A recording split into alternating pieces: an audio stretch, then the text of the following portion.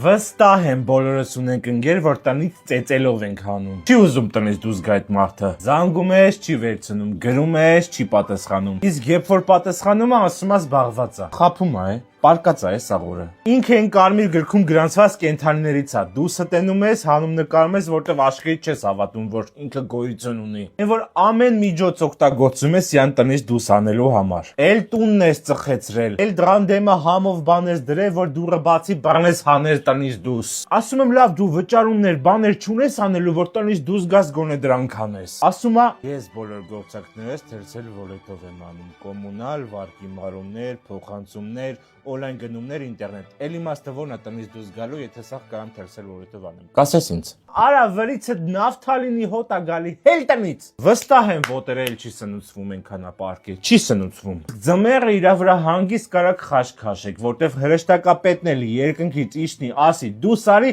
դուռը վրան կփակի, կասի գնա, դուրս չեմ գալի։